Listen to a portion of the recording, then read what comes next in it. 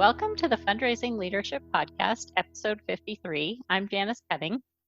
And I'm Michelle Malloy-Dillon, and Janice and I are here with Margaret Cann. Margaret is the founder of MKC Coach, where she works with nonprofit clients. She is also a former VP of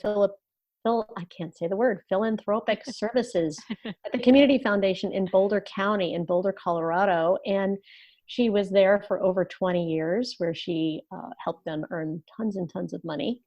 And Margaret and I have known each other for many years. So in my previous incarnation, my previous career, I was a photographer, and I did a lot of work with the Community Foundation. So Margaret and I have known each other for a long, long time. So we're thrilled to have her here. Welcome, Margaret. Thank you. Thanks for having me. You're very welcome.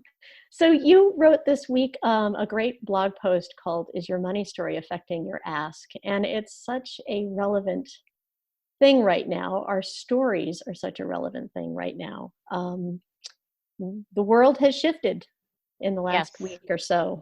It's a much different place. We're entrenched in COVID-19. Michelle is not where she normally is today. We might sound a bit different. Margaret has been kind enough to play with us and create in the chaos that we're all kind of living in, because the world is changing by every hour. So yeah, it felt like this was an important conversation that suddenly became even more important. Yeah. And we're always all creating stories in every minute. So tell us a little bit about your curiosity and diving into the money story, Margaret. Sure. Well, in the work that I do, when I work with people who raise money for a living but really don't enjoy it, or if they are speaking frankly and privately, will share with you that they would rather have a root canal than make an ask. There's a lot of pain there. There's a lot of pain. And as I have kind of dug a little bit deeper into that with lots of my clients, I'm really learning that we all get these messages about money, and we develop a relationship about money, and those usually come from your family, primarily your family, sometimes community, often church, and other religious affiliations. And usually those stories aren't pretty. Usually those stories are just in a place of scarcity and shame around money. And what I'm learning is that when people kind of carry that they still believe in those stories from childhood, that they don't make a very compelling ask, that they are heavy with it. And that takes away from them being lit up about what they're talking about and who they're talking to. Yeah, the way you talk about it, Margaret, it's like our story around money, if it's not a good story, can have this weight around money, even if it impacts the usefulness of money. Yeah, yes. I mean, I think people have all these narratives about how money flows or doesn't flow. So for example, and I give some examples in the post, but if you were taught that you have to earn everything, somehow if you're an executive director and you are making an ask, you forget that your nonprofit is actually earning, because they're doing work. People are paying you for the work that you're doing, but it gets translated into, your 6-year-old who doesn't get the new, pair of shoes without earning them. There are no Nikes for you. And so there's a weird energy that they bring into their fundraising asks. Yeah. And it's one of the things that's really interesting about stories is they seem really true to us. Like, they don't seem like a story, they seem like the truth. So I'm curious, how do you help people? Because that's tricky, right? To sort of even shine a light on the fact that, that's actually a story or a perspective that you're holding.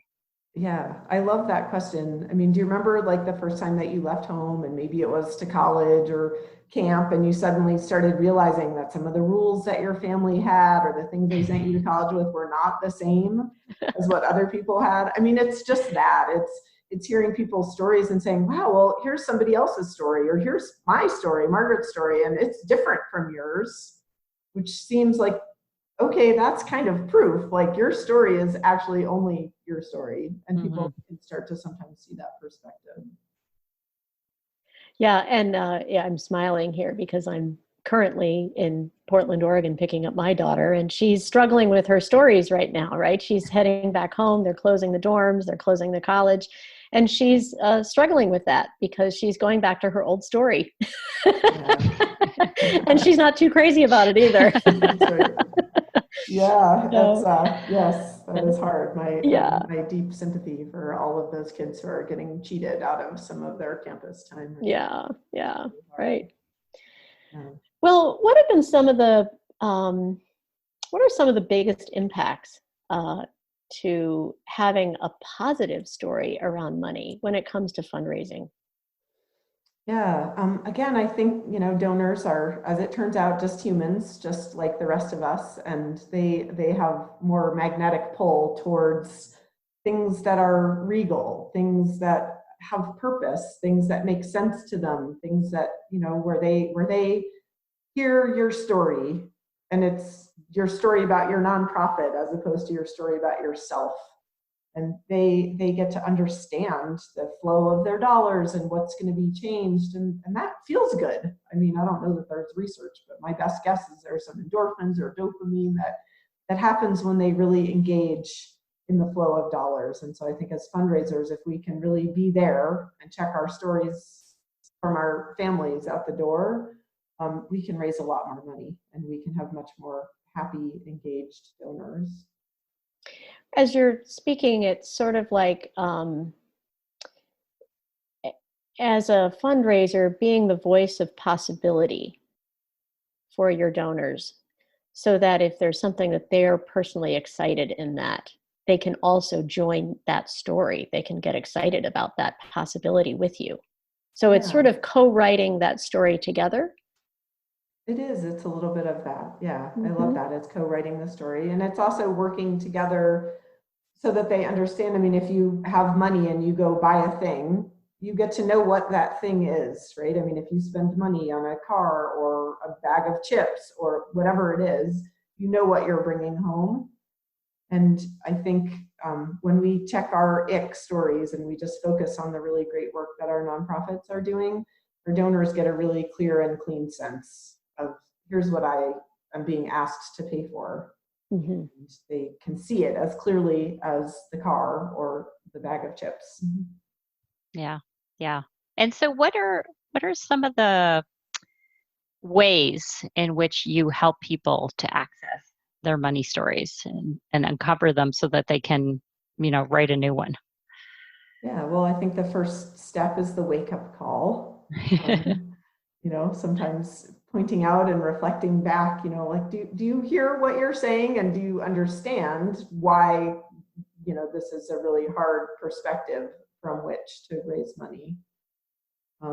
There's another example that I give in the article where he can't say no to anybody. Like, he's just constitutionally, and he projects that on everybody. And so he doesn't believe that he can ask, and somebody can legitimately say, no, this isn't my time, or this isn't my cause, and that it's not catastrophic. Like, they can just say, no, thank you. But he doesn't believe that. So it's excruciating for him to ask for things because he believes he's coercive or manipulative, or, people can't say no. And I get to gently say, oh, actually, people can. They can say no to you, but it's just helping people see, right? Like, we project so much of how we are on other people. And I get to reflect back to them sometimes. This is what you see. This isn't how everybody sees it. Yeah. Well, and there's such an opportunity in being willing as a fundraiser to have different answers, like to hear different answers is what I mean. There's an opportunity at creating something new from that. There's such a, our money stories put us in a place, if they can put us in a place of reacting, just like you're mentioning this particular person. Like, the reaction is, I can't ask for money because everybody has to say yes, and everyone will feel obligated if I even ask. So it feels like a burden.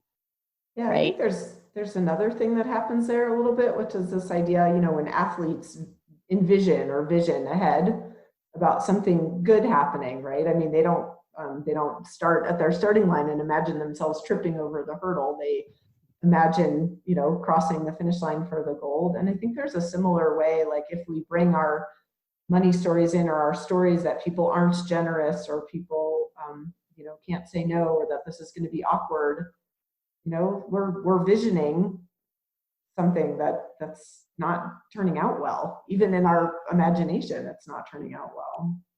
Yeah. And we're, kind of just before we hit record, we were reflecting. I mean, we're in the middle of March right now, so you're going to hear this a little bit later than we're recording. But like as of today, it's like it feels like the world is changing by the minute, and so it's it's like this sense of like, if we don't really acknowledge our money story and know that it exists, I think that like in these times of high stress, even if we've done some work to kind of uncover it and try and move past it, it rears its ugly head again. So, it's sort of like, what do we do now, in this moment in time? Yeah, well, I think in addition to whatever childhood money stories, I think there's a collective money story right now. And there's no part of me that's arguing with the truth of this. It is true that the markets have tanked. It is true that people are facing a lot of economic uncertainty and ruin and a lot of bad things. But again, I don't, if you are working for a nonprofit or an educational institute and you're raising money, I don't think it's your best plan to bring that into your meeting. I mean, the truth is there's still need, there's maybe more need. You're doing the good work at your nonprofit to address that, or to make things better for people, and that there are still people out there who would like to deploy their resources to be part of the solution. That to me is a better perspective than the sky is falling, even if the sky is falling.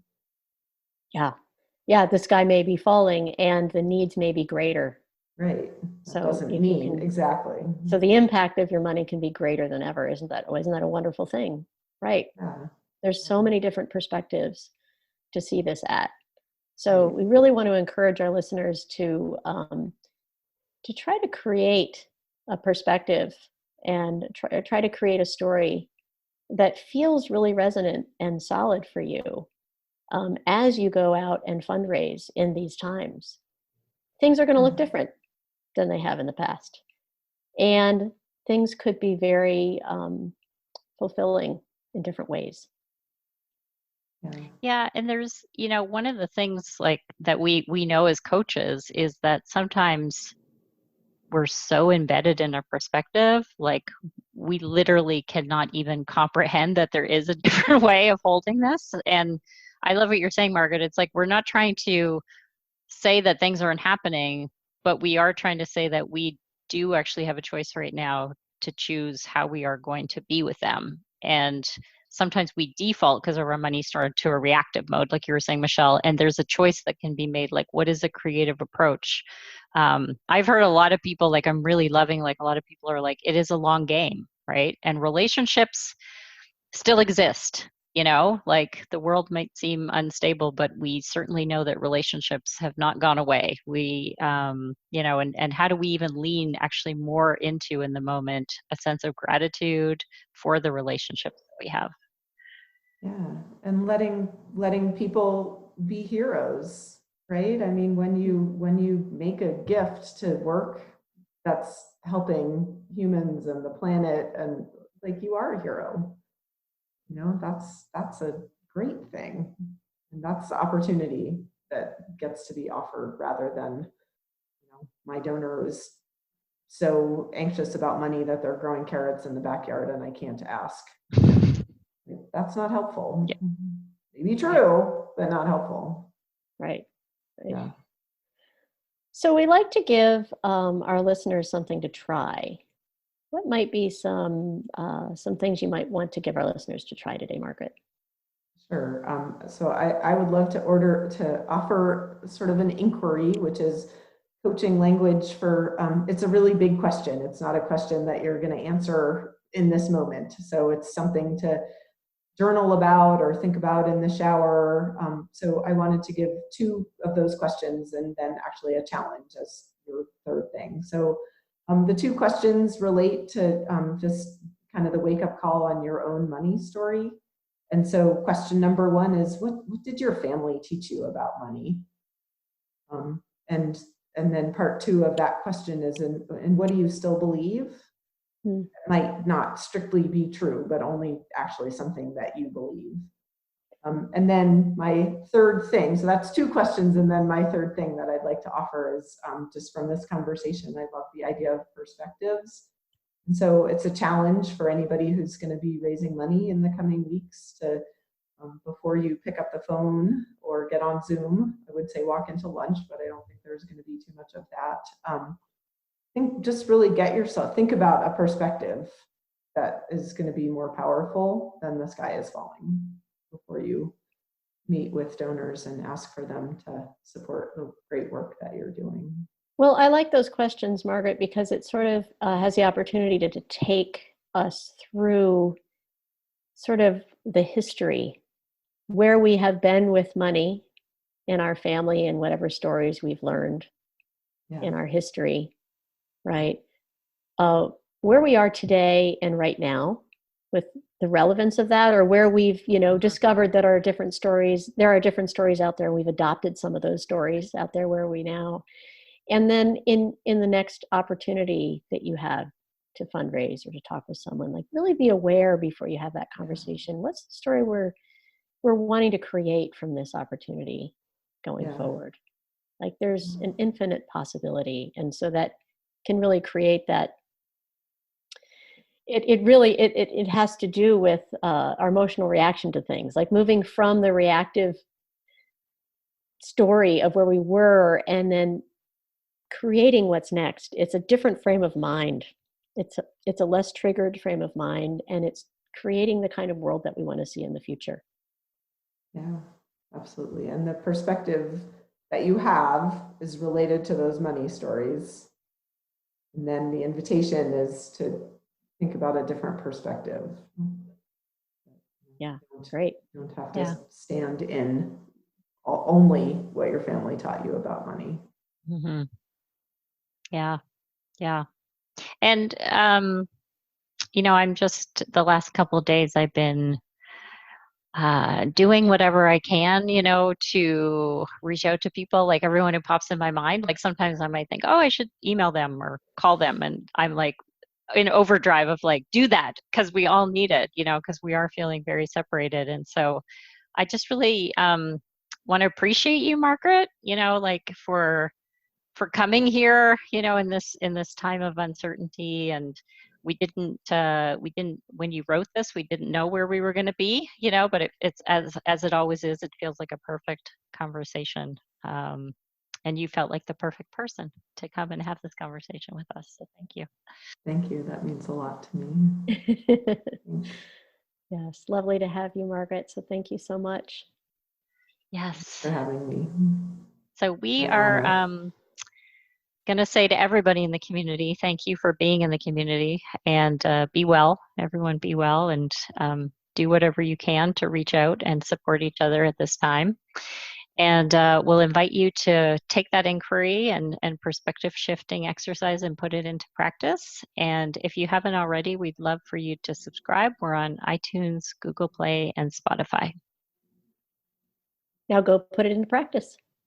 Bye.